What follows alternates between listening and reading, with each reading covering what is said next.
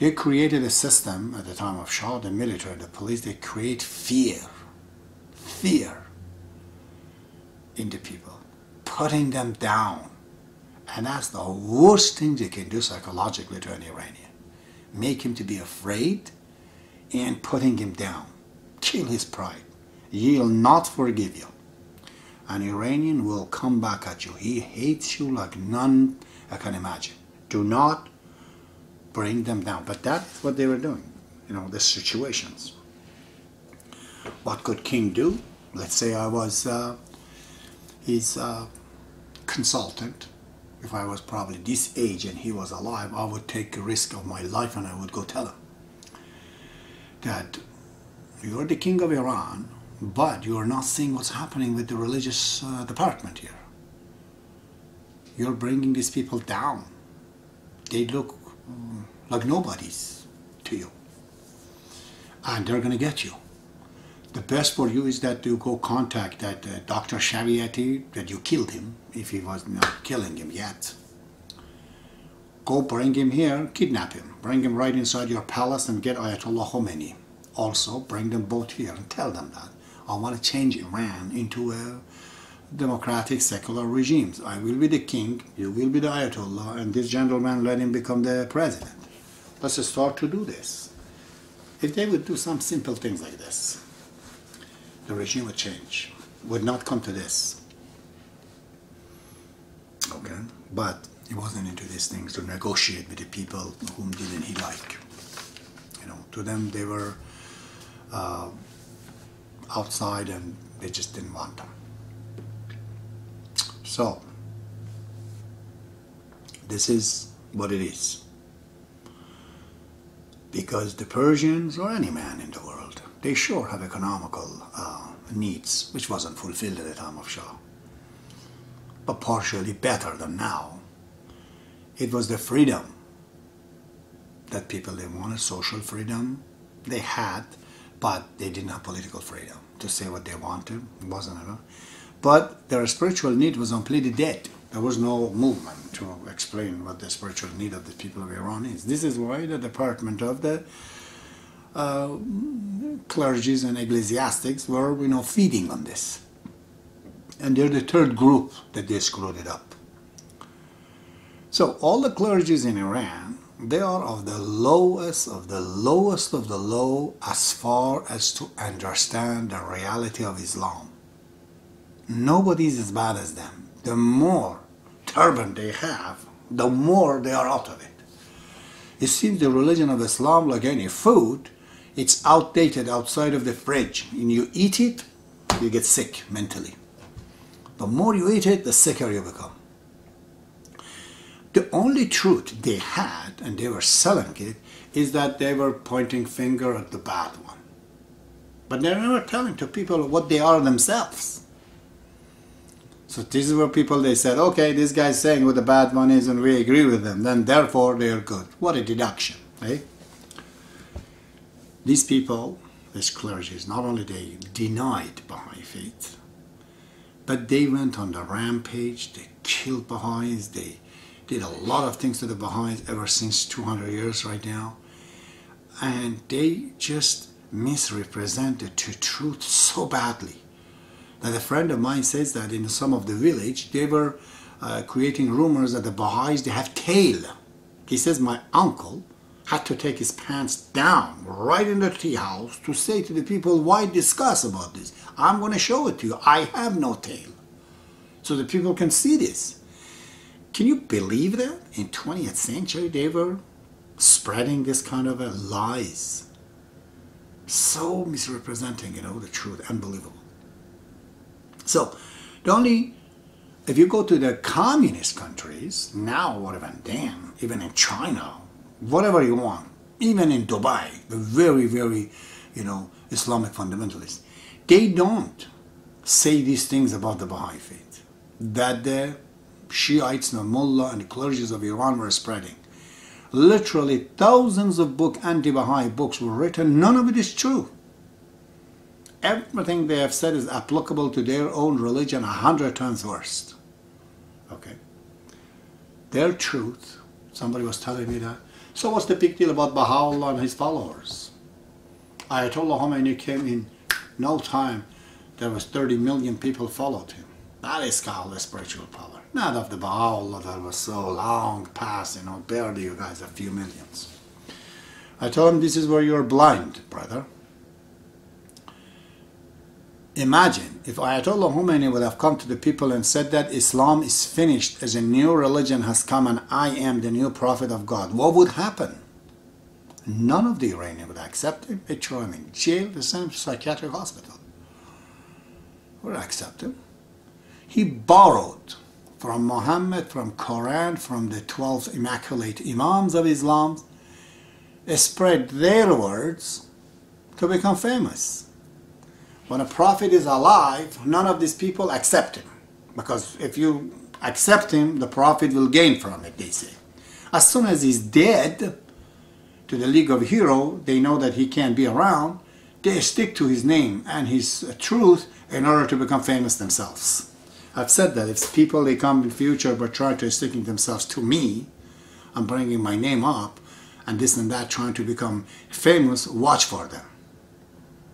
Tell them, if you are like me, bring your own truth. Explain it differently. Your attachment to him at today is no value.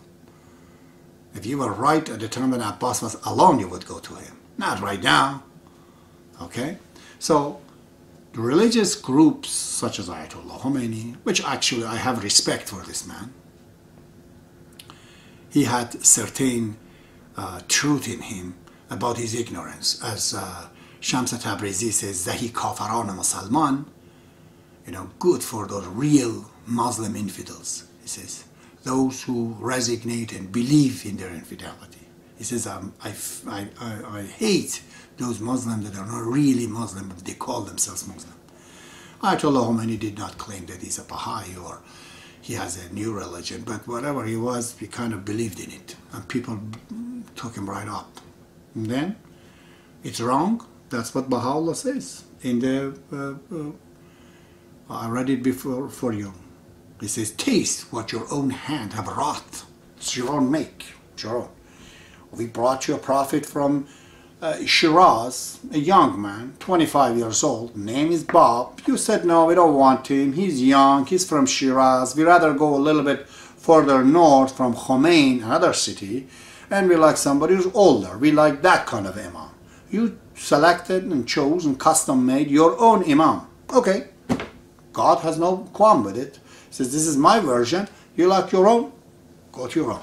As Quran says in the first chapter, God leaves them to their own Satans. Okay? To live with them. But these people, unlike any regime in the world, they did a lot of lies, spreading lies and things that's unbelievable. So they did not do a good job.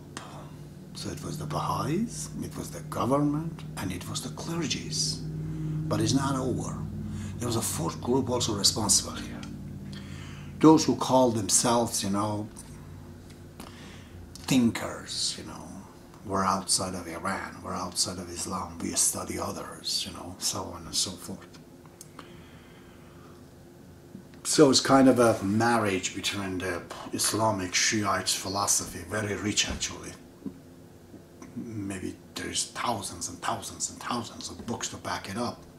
Not that these people read it or they know what it is, but they create a marriage, between the Shiites' philosophy of Islam and to the West. And they create a guy like a Shariati, a doctor, who was actually killed for his spreading his words. But my God, his ideology, his books, is totally convoluted. Melancholious, I would say. This man suffered some kind of a sickness, a disease. You read his last books, it's called Desert, Kavir. The things that he has said, if I sit down and talk and try to even criticize it, how do I tell you? It's a bastard child of the marriage of these two philosophies of the West and the East, and created something so convoluted, so crazy. And imagine this man had so many followers that the #1 book-selling man was, although dead, for all the students in the university and everything else. Okay? And if I get into it more and more, believe me, it is just like the feces that's dried. The more you touch it, it stinks more. There's so much, it's beyond any understanding of where these things have come from and how a man like this become anybody. So, when I refer to the writing of Shoghi Effendi, the guardian of the faith of God, a few days ago, I was reading it for you, I'm going to refer to a few parts of it. He talks about such as this: a tempest unprecedented in its violence, unpredictable in its course, catastrophic in its immediate effect. Definitely these three items did happen in Iran. And then he goes on. He says, bewildered, agonized, and helpless. The people are going to be totally like this. Agonized and helpless. It watches this great and mighty wind of God invading the remotest and the fairest regions of the earth, rocking its foundation. That's what it did in Iran. Drenching its equilibrium. Really it did that too. Sundering its nations. Really sundered the Iranian. Really bad. I bet you they are so vaccinated that forever, ever they don't go to religion. Disrupting the homes of its people, which brought quite a few earthquakes even in Iran during these regimes. Wasting its cities, driving into exile its king, pulling down its bulwark. Isn't that exactly what happened in Iran? And he was saying this tempest is coming. Where is it from? What is the origin of this? The origin of this is that the way the nature is, the way the evolution goes, when matter comes worst, the necessity comes in, the invention comes. Baha'i faith came in Iran because Iranians probably were the most eligible to use it. They were much in the need of it. This is where it came from there. This is the cause of evolution. And the worst place, always the best comes because it has to encounter it. There was not a single person in Iran to even understand it. You know, Baha'i faith is not a calculated thing. It's just coming, just like nature itself, the writing of Baha'ullah. All the truth that he explained.